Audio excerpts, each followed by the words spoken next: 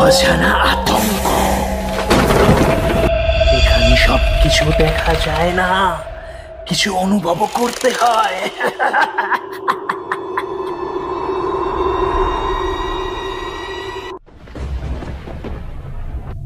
আমাদের আজকের ভৌতিক নিবেদন শেষ স্টপেজ। সঞ্জীব কলকাতার এক অভিজ্ঞ ট্যাক্সি চালক। সারা জীবন রাতের ডিউটিতে অভ্যস্ত সে। নতুন কিছু গা ছমছমে গল্প সে শুনেছে অনেক, কিন্তু নিজে কখনো তেমন কিছু দেখেনি, তাই সে বিশ্বাসও করে না।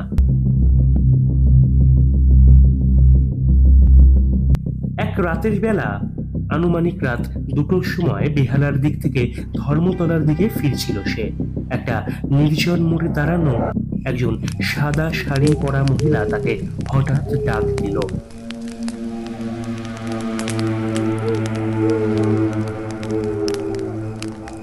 খুব স্বাভাবিক ভঙ্গিতে মহিলা বলে উঠলেন, ট্যাংরা যাবেন? একটু তাড়াতাড়ি হলে ভীষণ ভালো হয় আমার। চলুন না ট্যাংরা, ট্যাংরা যাবেন আমাকে নিয়ে?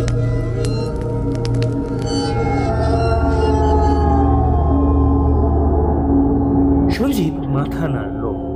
মহিলা উঠলেন ঠিক পেছনের সিটে। অতঃপর গাড়ি চলতে শুরু করে দিল। সঞ্জীব রিয়ার ভিউ মিররে দেখল মহিলা এক দৃষ্টিতে বাইরে তাকিয়ে আছে।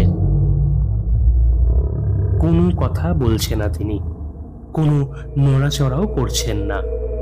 রাস্তায় হঠাৎ একটা মোড় ঘোরার সময় সঞ্জীব জিজ্ঞাসা করল, ম্যাডাম কোন রাস্তায় যাব, বাইপাস নাকি ভেতর দিয়ে? এ কথা জিজ্ঞেস করাতে কোনো উত্তর পাওয়া গেল না। সঞ্জীব একটু জোরেই বলল, আরে ম্যাডাম শুনতে পাচ্ছেন? তখনই মহিলা ধীরে ধীরে বলে উঠল, যেখানে শেষ হয় আমাকে সেখানেই নামিয়ে দিও।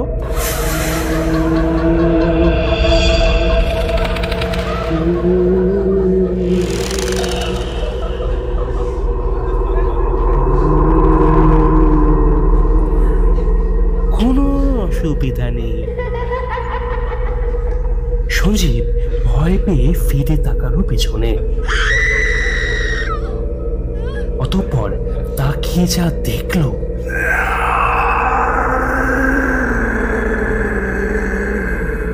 সিট একেবারে ফাঁকা, কেউ নেই সেখানে। কিন্তু ঠিক তখনই ট্যাক্সির ভেতর থেকে একটা ঠান্ডা গন্ধ,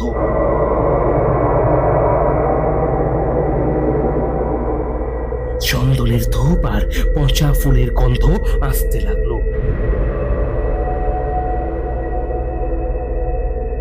হঠাৎ গাড়ির রেডিও নিজের থেকেই অন হয়ে গেল, আর ভেতর থেকে একটা অদ্ভুত গলা শোনা গেল, তুই তো বলেছিলিস আমাকে ফিরিয়ে দিবি, তবে আজ কেন পেলে যাবি?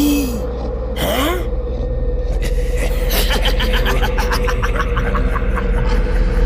সঞ্জীব প্রচন্ড ভয় পেয়ে গাড়ি থামিয়ে বাইরে দৌড়ে দিল। পরে এসে পুলিশকে নিয়ে গাড়ির দেখাতে এলে গাড়ির পেছনের সিটে পাওয়া গেল একটা পুরনো হাসপাতালের সাদা চাদর, আর সিটে বসে থাকার দাগ যেন কেউ দীর্ঘক্ষণ বসেছিল ভেজা শরীর নিয়ে।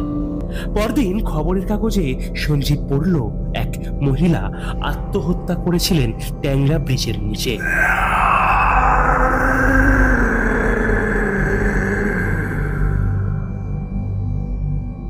সেই সময় পরনে ছিল সাদা একটা শাড়ি, আর মৃত্যুর সময় ছিল ঠিক রাত 2টো, যখন সে ট্যাক্সিতে উঠেছিলেন সঞ্জীবের।